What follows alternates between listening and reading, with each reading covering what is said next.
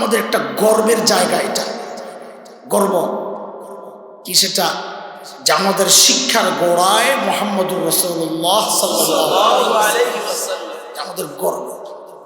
এটা কিভাবে, এটা আপনারা না বুঝাইলে বুঝবেন না, উলামায়ে কেরাম জানেন। আমাদের প্রত্যেকটা শিক্ষা ধাপে ধাপে নবী আলাইহিস সালাম পর্যন্ত যায় পৌঁছে। আমরা কোনো শিক্ষা নবীর কাছ থেকে আসে নাই এমন কোনো শিক্ষা আমরা মাদ্রাসায় গ্রহণ করি না দিন হিসাবে জেনারেল শিক্ষা। যেমন আপনাদেরকে একটা উদাহরণ দিয়ে বুঝাই। বুখারী শরীফ আমি পড়েছি, প্রথম হাদিস ইন্নামাল আমালু বিন্নিয়াত, লম্বা হাদিস।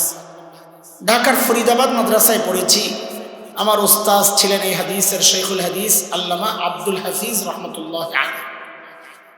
দেওবন্দ মাদ্রাসায় পড়েছি, আমার উস্তাদ ছিলেন শেখুল হাদিস আল্লামা নাসির খান রহমতুল্লাহ আলাইহি। আমার এই দুই উস্তাদের উস্তাদ ছিলেন একজন, মানে আমার দাদা উস্তাদ একজন, শেখুল আরব ওয়াল আজম হযরত হুসাইন আহমদ মাদানী নওয়ারাল্লাহু মারকাদাহ। তার উস্তাদ ছিলেন শেখুল হিন্দ মাহমুদ হাসান দেওবন্দি রহমতুল্লাহ আলাইহি। তার উস্তাদ ছিলেন ব্রিটিশ বিরোধী আন্দোলনের অন্যতম সিপাহ সালার মুজাহিদ মিল্লাত দারুল দেওবন্দের অন্যতম প্রতিষ্ঠাতা ইমাম কাসেম নানুতুবি রহমতুল্লাহ আলাইহি। তার উস্তাদ ছিলেন শাহ আব্দুল গনি মুজাদ্দিদ দেহলভী রহমতুল্লাহ আলাইহি। তার উস্তাদ ছিলেন শাহ মোহাম্মদ ইসহাক আদ-দেহলভী রহমতুল্লাহ আলাইহি। তার উস্তাদ ছিলেন শাহ আব্দুল আজিজ মুহাদ্দিস দেহলভী রহমতুল্লাহ আলাইহি। তার উস্তাদ ছিলেন শাহ ওয়ালিউল্লাহ মুহাদ্দিস দেহলভী রহমতুল্লাহ আলাইহি। তার উস্তাদ ছিলেন আবু তাহের আল মাদানী রহমতুল্লাহ আলাইহি। তার উস্তাদ ছিলেন ইব্রাহিম কুর্দি রহমতুল্লাহ আলাইহি। তার উস্তাদ ছিলেন আহমদ আল কুশাশি রহমতুল্লাহ আলাইহি। তার উস্তাদ ছিলেন আহমদ আল শান্নাবি রহমতুল্লাহ আলাইহি। তার উস্তাদ ছিলেন জাইনুদ্দিন আল মিসরি রহমতুল্লাহ আলাইহি। তার উস্তাদ ছিলেন মুহাম্মদ আল রমালি রহমতুল্লাহ আলাইহি। তার উস্তাদ ছিলেন আহমদ আলী আল হাজার আসকালানি রহমতুল্লাহ আলাইহি। তার উস্তাদ ছিলেন ইব্রাহিম আত-তানুখি রহমতুল্লাহ আলাইহি।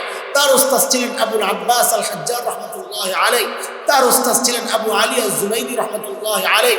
তার উস্তাদ ছিলেন আবুল ওয়াক্ত আস-সিজি রহমতুল্লাহ আলাইহি।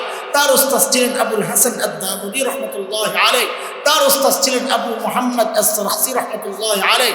তার উস্তাদ ছিলেন আবু আব্দুল্লাহ ফিরাবি রহমতুল্লাহ আলাইহি। তার উস্তাদ ছিলেন মুহাম্মদ ইবনে ইসমাঈল ইমাম বুখারী রহমতুল্লাহ আলাইহি। তার উস্তাদ ছিলেন হুমায়দি রহমতুল্লাহ আলাইহি। তার উস্তাদ ছিলেন সুফিয়ান আস-সাউরি রহমতুল্লাহ আলাইহি। তার উস্তাদ ছিলেন ইয়াহইয়া ইবনে সাঈদ আল আনসারী রহমতুল্লাহ আলাইহি। তার উস্তাদ ছিলেন মুহাম্মদ ইবনে ইব্রাহিম আত-তাইমি রহমতুল্লাহ আলাইহি। তার উস্তাদ ছিলেন আলকামা ইবনে ওয়াক্কাস আল-লাইসি রহমতুল্লাহ আলাইহি। তার উস্তাদ ছিলেন উমর ইবনুল খাত্তাব রাদিয়াল্লাহু আনহু। তার উস্তাদ ছিলেন মুহাম্মদুর রাসূলুল্লাহ সাল্লাল্লাহু আলাইহি ওয়াসাল্লাম। প্রত্যেকটা মাদ্রাসাওয়ালার গর্ব যে আমাদের শিক্ষার গোড়ায় মুহাম্মদ। আপনাদেরকে জিজ্ঞেস করলে কি জবাব দিবেন বলেন? বাহাদুরি তো অনেক করি আমরা, বরং এই গর্বের পরিচয় যারা ধারণ করতে পারে তাদেরকেই আমরা সেকেলে গাইয়া সমাজের সবচাইতে নিচু এবং সমাজের জন্য বোঝা মনে করি।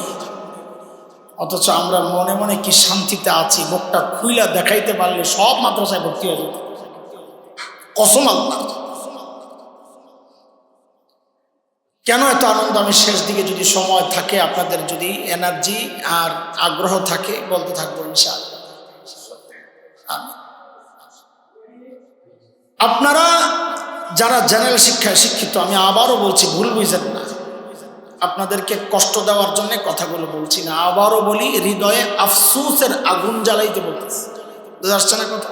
আফসোসের। আপনারা এই পরিচয় দিতে পারেন না। কেন পারেন না? আপনার অধিকার, এটা আপনার অধিকার ছিল, এটাই পরিচয় আপনার দেওয়ার কথা। কারণ আল্লাহ নবীকে আপনার শিক্ষক বানাই তো পাঠাইছেন। আল্লাহ বলেছেন, আমি যে আয়াত পড়েছি 164 আয়াত, লাকাদ মান্নাল্লাহু আলাল মুমিনিনা ইয বা'আসা ফীহিম রাসূলান মিন আনফুসিহিম ইয়াতলু আলাইহিম আয়াতিহি ওয়া ইউযাক্কিহিম ওয়া ইউআল্লিমুহুমুল কিতাবা ওয়াল হিকমাহ ওয়া ইন কানু মিন ক্বাবলু লাফী দালালিন মুবিন।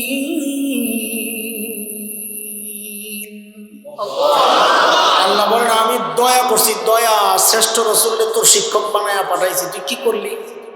ওই শিক্ষক তোমার ভালো লাগে না। শ্রেষ্ঠ শিক্ষকের সিলেবাস আছে, শ্রেষ্ঠ শিক্ষকের সিলেবাস মানে খলিল ইব্রাহিম। এই সিলেবাস দিয়েছেন কে? আমাদের এই সিলেবাস বানাইছেন কে? এটাও আরেকটা আমাদের গর্বের। আমাদের সিলেবাস প্রণয়নকারীকে জানেন? জানেন না আপনারা? আমাদের সিলেবাস প্রণয়নকারী হচ্ছেন খলিল ইব্রাহিম। বলে কেমনি? বলে আপনি কোরআন খোলেন, দেখেন যায়। খলিল ইব্রাহিম যখন বাইতুল্লাহ বানান, আল্লাহ খলিলের কাছে কি দোয়া করছেন? আল্লাহ বাইতুল্লাহ বানাইলাম, এখন এমন একজন শিক্ষক পাঠান যিনি এই সিলেবাসটা পড়াইয়া বাইতুল্লাহরে আবাদ করবে। দোয়া করছেন না? রব্বানা ওয়াবআস ফীহিম রাসূলান মিনহুম ইয়াতলু আলাইহিম আয়াতিকা ওয়া ইউআল্লিমুহুমুল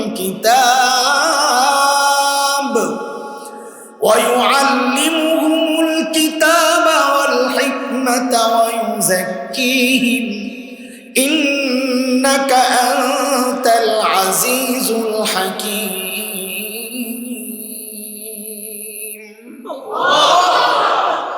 আল্লাহ পাঠায় দেন। খলিল বলছেন আল্লাহ এমন একজন শিক্ষক পাঠান যিনি এই সিলেবাস পড়াবেন। আচ্ছা, খলিল নাম বলছেন, রব্বানা ওয়াবআস ফীহিম মুহাম্মাদা বলছেন, বলেন কি বলছেন? তো খলিলের দোয়ার উদ্দেশ্য যে আখেরি পয়গম্বর, না কেমন বোঝা গেল? কোনদিন চিন্তা করছেন? আরে এই বিষয় না বোঝার কারণে অনেকে উল্টাপাল্টা ফতুয়া দেয়, আর আমরা প্রতিবাদ করলে গালি খাই। এই মূল গোড়া বুঝে না। কথা ঢুকে গেছি, একটু বলি, আপনাদের লম্বা হয়ে যাবে, মাফ করে দিয়ে। ভালো না লাগলে যাইয়েন গা, কথা বাইরে হয়েছে এখন বলি, মাদ্রাসা কাজে লাগে। খলিলের দোয়া উদ্দেশ্য যে আখেরি পয়গম্বর, এটা কেমনি বুঝলেন? খলিল তো নাম বলেন নাই। দুইভাবে বোঝা যায়। এক হচ্ছে খলিল বলেছেন মিনহু রাসূলাম, এদের মধ্য থেকে। তো ওই মক্কা থেকে আল্লাহর কোন নবী পাঠান নাই, একজন মুহাম্মদুর রাসূলুল্লাহ। এটা একটা প্রমাণ, কিন্তু মূল বিষয় এটা না। মূল বিষয় কি? মূল বিষয় হলো খলিল দোয়ার মধ্যে একটা শব্দ বলছেন বড় চমৎকার। কি? ইয়াতলু আলাইহিম, যার প্রথম যোগ্যতা কি? তিলাওয়াত করে মানুষকে শোনাবে।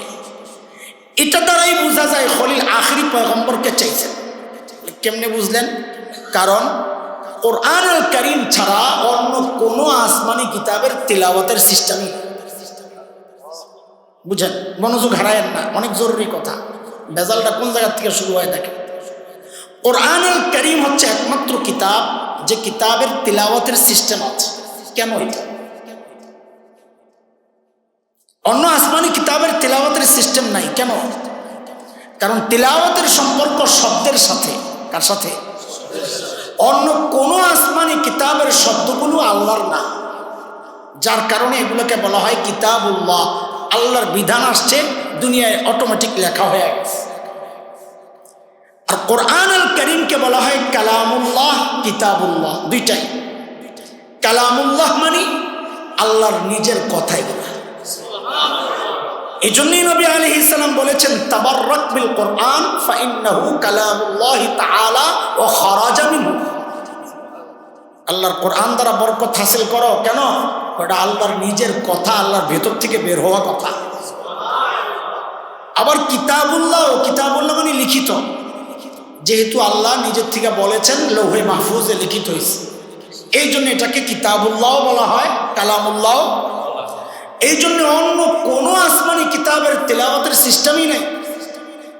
এই মৌলিক পার্থক্য না বোঝার কারণে অনেক বোকা বলে কি জানেন, যে কোরআন অর্থ ছাড়া না বুঝে পড়লে কোনো সওয়াব নাই, ও আস্তে একটা গাধা। কেন?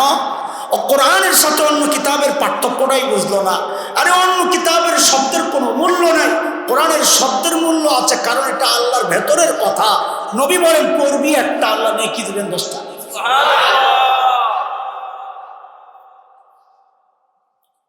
মূল ঝামেলাটা বুঝছেন নি আসলে আপনারা। একটু জটিল কঠিন বিষয় হলো মাইকেরাম বুঝে গেছেন, আমার চলবে, ঠিক আছে। এত জটিল কথা আপনাকে না বুঝলেও চলবে। শুধু এতটুকু বুঝেন, অন্য আসমানি কিতাবের শব্দ কার না? তা আল্লাহর শব্দ না, ওই শব্দ বললে লাভ কি? ঠিকই আছে, কিন্তু কোরআনের শব্দগুলো কার? তা আল্লাহর নিজের বলা শব্দটা বললে, নবী বলেন বললে তুই এক শব্দে কয় নাকি পাবি? অর্থ না বুঝলে তাও পাবি, অর্থ না বুঝলে। এটার প্রমাণ কি? আরে কয়টা বোঝাবো? অর্থ না বুঝলেও যে পাবে তার প্রমাণ কি? তো নবী আলাইহিস সালাম বলেন, মান ক্বারাআ হারফাম মিন কিতাবিল্লাহ ফালাহুল হাসানা ওয়াল হাসানাতু বিআশরি আমসালিহা। যে কোরআনের একটা অক্ষর পড়বে আল্লাহ তার আমলনামায় 10টা নেকি দিবেন। এরপর নবী কি বলতেছেন? এই আমি বলি না আলিফ লাম মিম একটা অক্ষর, বরং আলিফ এক অক্ষর, লাম এক অক্ষর, মিম এক অক্ষর। আমাদের কথা শেষ। এবার আপনারা সাধারণরা ব্যাখ্যা করেন, দেখি আমাদের ব্যাখ্যার সাথে মিলে কিনা। বলেন তো, নবী যে আলিফ লাম মিমকে বললেন একটা অক্ষর না 3 অক্ষর, এবার আপনারা বলেন তো আলিফ পড়লে কয় নেকি হবে? লাম পড়লে, মিম পড়লে? হ্যাঁ, তো আমাদের বুঝ আপনাদের বুঝ তো মিল আছে। তো ওই সমস্ত তথাকথিত স্মার্ট বক্তা কেন বুঝে না? এই যে 30 নেকি, বলেন আলিফ পড়লে কয় নেকি? লাম পড়লে, মিম পড়লে, আলিফ লাম মিম পড়লে। অর্থ না বুঝে কোরআন পড়লে যদি সওয়াব না হয় তারা যে বলে, তা আমাদের জিজ্ঞাসা আলিফ লাম মিম পড়লে কয় নেকি হয়? আপনারা বললেন যে 30 নেকি। তাহলে আলিফ লাম মিম পড়লে যদি 30 নেকি হয়, নিশ্চয়ই আলিফ লাম মিমের অর্থ আছে না? নেকি এলো কোত্থেকে? তো অর্থটা কোন? জালিম অর্থ বল। কাদা তুই কি অর্থ বলবি? সব মুফাসসির এই জায়গায় মাফ চাই, আল্লাহু আ'লামু বিমুরাদিহি বিযালিক। অর্থ আল্লাহই ভালো জানেন, আমরা জানি না। অথচ নবী বলেন পড়লে 30 নেকি। কি বোঝা গেল? অর্থ ছাড়াই আল্লাহ কি দেন? অর্থ ছাড়া পড়লেও আল্লাহ কি দেন? এটা কোরআনের বৈশিষ্ট্য। কোরআনের বৈশিষ্ট্য না বুঝাই ফতুয়া দিয়া দেয়। আল্লাহ হেফাজত করেন। অন্যদিকে চলে গেছে আল্লাহর নবী সাল্লাল্লাহু আলাইহি ওয়াসাল্লাম। ওই 2 মিশন মনে আসেনি? শিক্ষক তিনি, শিক্ষা আর উন্নত চরিত্র। ওই 2 মিশন দিয়া যখন ওই জাহেলদের পেছনে মেহনত শুরু করলেন, আহারে জাহেলদের পরিচয় তো পাল্টায় গেছে। বলে নতুন পরিচয় বলে আমি কি বলবো? আল্লাহকে জিজ্ঞেস করো, নবীকে জিজ্ঞেস করো নতুন পরিচয়। আল্লাহকে জিজ্ঞেস করছি, আল্লাহ ওই জাহেলদের নতুন পরিচয় বলেন। তো আল্লাহ বলতেছেন, সীমাহুম ফি উজুহিহিম মিন আসারিস সুজুদ। বলে তাদের চেহারার মধ্যে সেজদার চিহ্ন দেখবা। বলে সেজদার চিহ্ন তো বাহির দিয়া, তার মাহিনী বাহিরে ফিটফাট, ভেতরে সদরঘাট কিনা? আল্লাহ বলেন না না, আমার নবীর সাহাবীরা বাহিরও 1 নম্বর, ভেতরেও 1 নম্বর। বলে বাহিরটা তো বুঝলাম, ভেতরটা কেমনি বুঝবো? আল্লাহ বলেন আমি তো জানি। কার কথা? সূরা হুজরাতে আসছে, আল্লাহ বলেন উলাইকাল্লাযীনা ইমতাহানাল্লাহু কুলুবাহুম লিত্তাকওয়া লাহুম মাগফিরাতুন ওয়া আজরুন আযীম।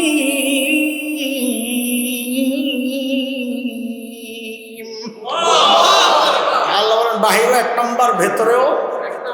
সুবহানাল্লাহ।